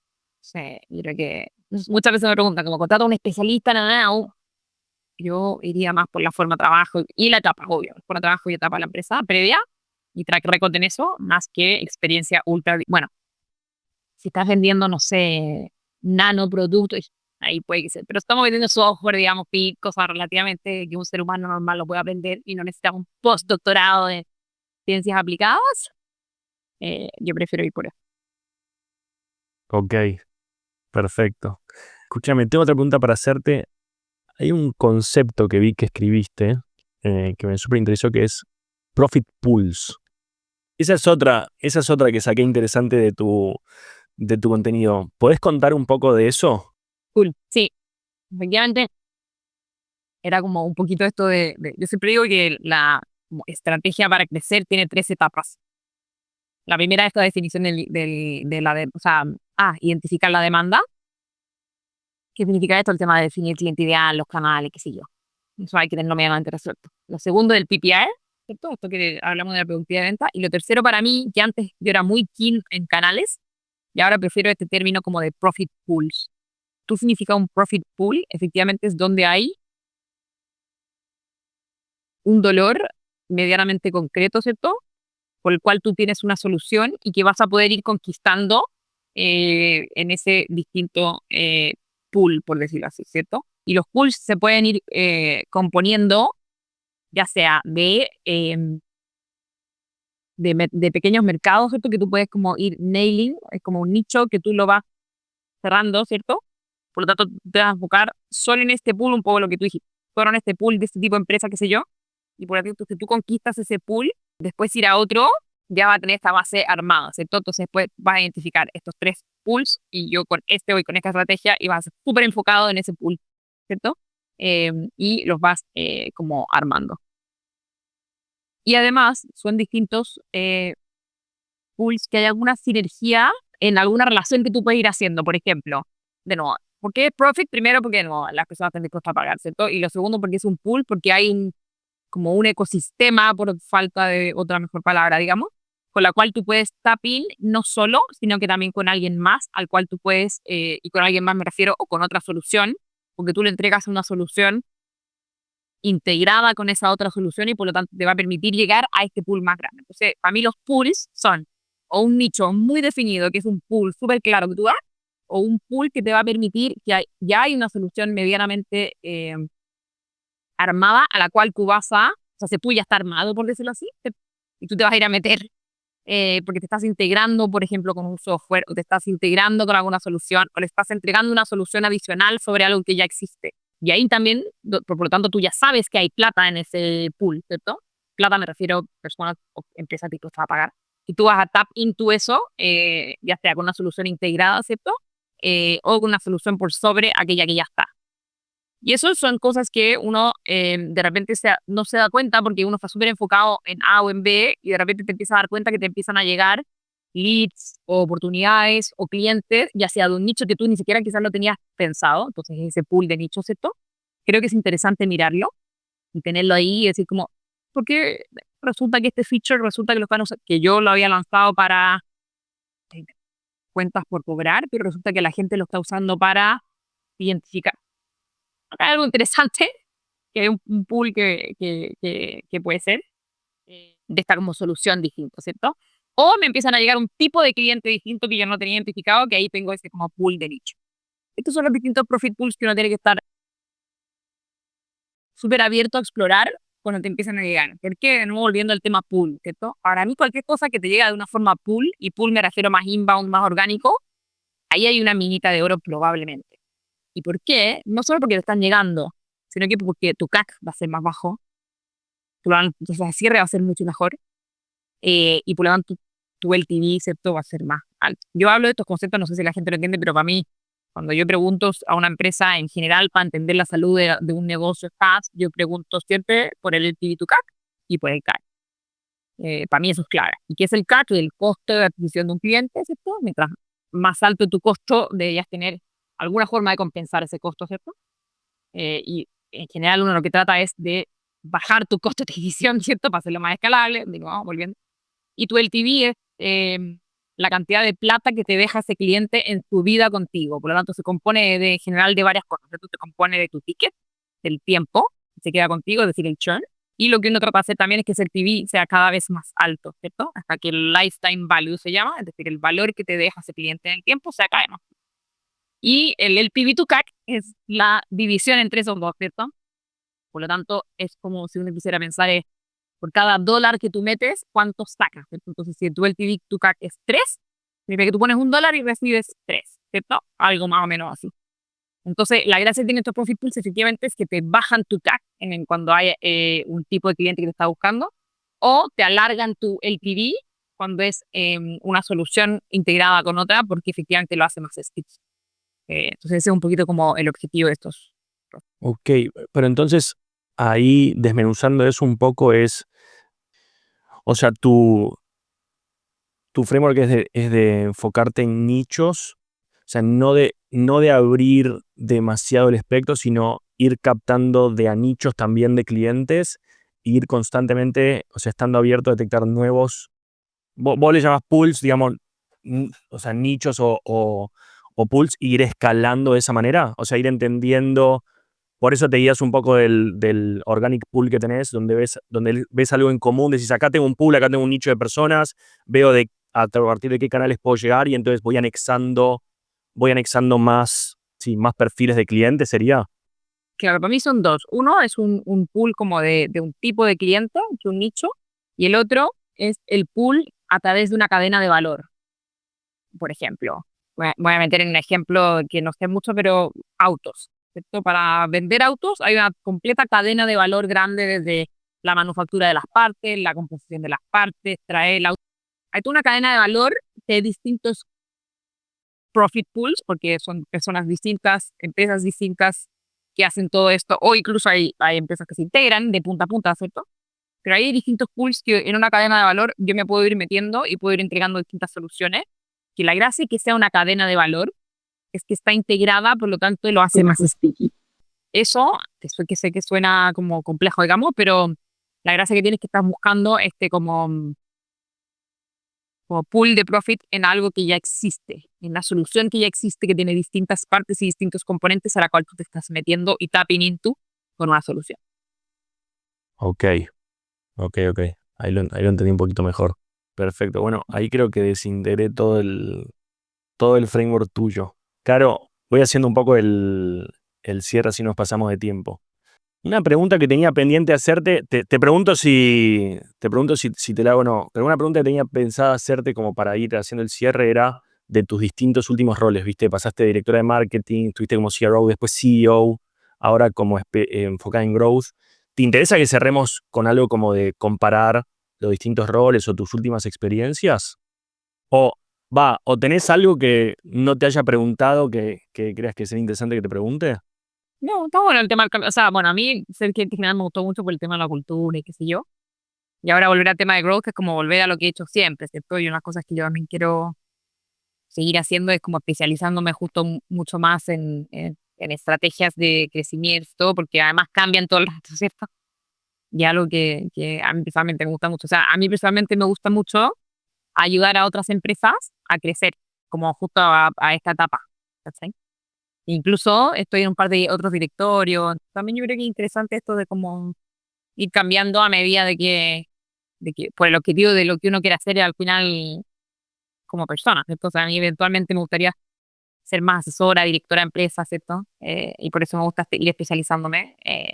Y sí creo que algo súper importante es que, o el valor que yo tengo, digamos, es que lo que cuento y lo que hablo es porque o la embarré antes, o me equivoqué en algo, ¿cierto? O lo hicimos bien, en realidad. ¿Cachai? Muchas veces nos pasa que los fondos de inversión y todo con mucho respeto, hay pocos operadores, hay pocas personas que lo hayan hecho antes. Y yo creo que hay un valor en esto de haberse equivocado. Sí, sí, es que me parece valioso eso. O sea, en los últimos años pasaste de directora de marketing, bueno, CRO es mucho lo que hablamos ahora, ¿no? Que en realidad cualquier SaaS necesita esto, sobre todo y vos veo que estás especializada full en eso. Pero después estuviste como CEO en Nuvox y pasaste a VP de Growth. ¿Querés contarme un poco de por qué hiciste ese cambio en esto de que me decías recién de que querías especializarte más en ese área? Sí, claro. Bueno, divertido, porque la primera vez que fui Chief Revenue Officer, yo un poco como que me autodenominé de esa forma. Esto de nuevo fue cuando volví a Chile el 2019, cuando no existían los Chief Revenue Officers. O sea, yo fui y me puse ese nombre y todo el mundo como, ¿y tú qué es? No, soy ¿qué? Chief Revenue, ¿qué? Y al final la gracia que tiene ser un Chief Revenue Officer, que de nuevo también es más filosófico para mí personalmente, creo que es el que tú juntas en un mismo equipo. Por lo tanto, existe un ser humano que evalúa el performance de esa persona a marketing, a ventas, a canales, a veces customer experience, dependiendo un poco de dónde viene el revenue, ¿cierto? En un mismo lugar. Por lo tanto, que yo siempre he dicho que en general los equipos de ventas y de marketing es como una pareja divorciada, ¿cierto? Como que se odian, pero saben que tienen que trabajar juntos, pero en verdad se odian. Tienen que trabajar juntos, están fritos. En la weekly va a estar sentado el de marketing con el de venta y no se van a poder echar la culpa y el marketing va a decir, es que el de venta no trabaja mis leads y el de venta no va a decir, es que el marketing se dedica a hacer puras cosas bonitas. De alfa.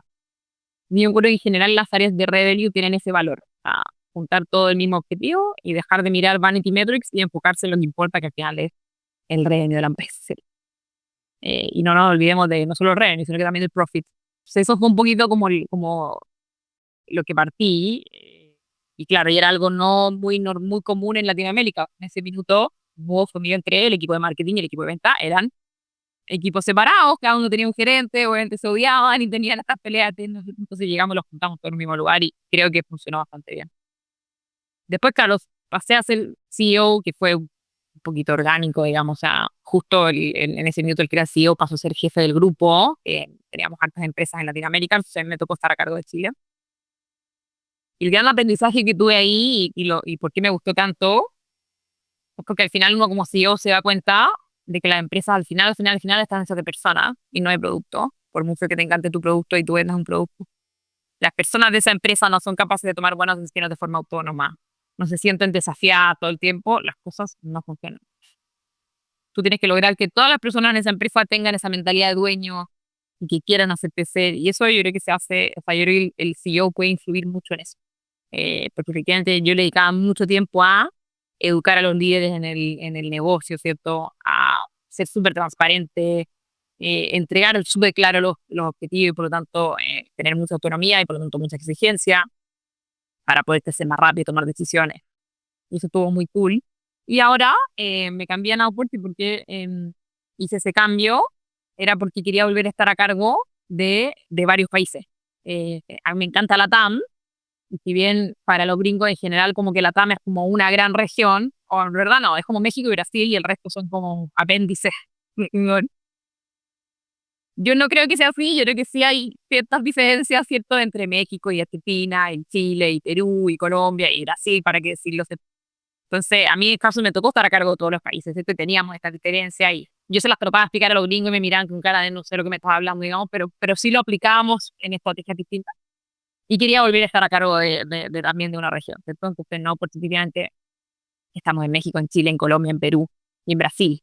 Y si bien uno tiene una estrategia y una estructura global, por decirlo así, sí hay ciertas cosas que son súper locales que al final yo creo que son las que hacen la diferencia. No estoy diciendo que uno haga todo completamente distinto para cada uno de los países, porque eso tampoco es escalable, ¿cierto? Pero sí tienes una estructura y una estrategia como global, ¿cierto? Y ciertas tropicalizaciones para cada uno de los países que creo que lo hacen mucho más interesante y uno aprende harto de esa cultura y esos clientes y un poquito por eso. Ese era el objetivo que estaba buscando, volver a estar, a tener cercanía. De hecho, ahora falo portugués de nuevo. Así que también quise volver a tener esa cercanía con esas distintas culturas que me parece súper interesante. Ok.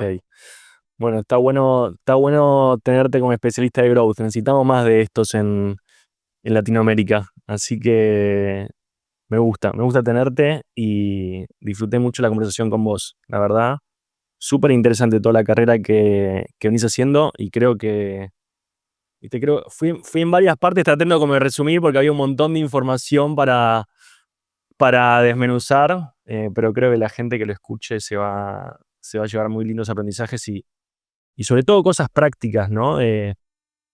Mucho de lo que hablaste es de cómo pensar y cómo pensar cada momento de una empresa. Eso no se habla mucho en general de eso y es súper importante. Todo esto que hablamos de startup a scale up, esos cambios y que son difíciles y poder tener a alguien, viste, que dé algunos lineamientos clave, eso me parece súper interesante. Mucha de la gente que escucha el podcast está justamente en esa etapa, o está en startup, y es muy difícil con lo cual tener gente como vos que pueda dar algunas recomendaciones, viste, de experiencia propia, me parece súper valioso. Así que gracias por sumarte, Caro. Ser CEO de una empresa es un rol súper solitario, en general. O sea, un rol Sí. difícil también. O sea, porque en el fondo tú le reportas a un directorio, como, es un rol súper solitario. O sea, un fan de que un CEO al final es súper solitario porque le reportas a un directorio y la gente te reporta a ti, pero esto es como pares, no hay, digamos. Entonces, cosas como que ese bounce hoy día, de repente la gente no lo tiene. Es que realmente es así. De hecho, te digo más, de la gente que más me escribe sobre el podcast son founders y después, bueno, lo que estamos haciendo en Growth Rockstar, la comunidad, por ejemplo, es algo que cuando nosotros analizamos, viste, mucho las interacciones de personas en la comunidad y los que más la aprovechan son founders. O sea, es como, te das cuenta que son perfiles que necesitan como una red de gente y con los que compartir, de los que aprender. Así que sí, 100% de acuerdo. 100% de acuerdo. Me parece que este episodio con vos se van a llevar mucho, mucho material. Caro, mil gracias por sumarte al podcast. Como te decía recién, me parece que mucha gente va a aprovecharlo muchísimo, así que gracias por sumarte. Buenísimo, muchas gracias Dylan por la invitación. Y siempre digo esto, aunque después me arrepiento, pero lo que necesiten, cualquier ayuda en Growth, la mejor forma de buscarme es por LinkedIn, me pueden escribir y en general respondo, casi siempre. Así que también feliz de ayudar a otras empresas en Latinoamérica a escalar y crecer mejor. Muchas gracias por escuchar este episodio. Si te agregó valor, te hizo pensar, te dio nuevas ideas, por favor considera suscribirte al podcast en Spotify, Apple Podcast o tu aplicación de podcast favorita y compartirlo con amigos y compañeros de tu empresa.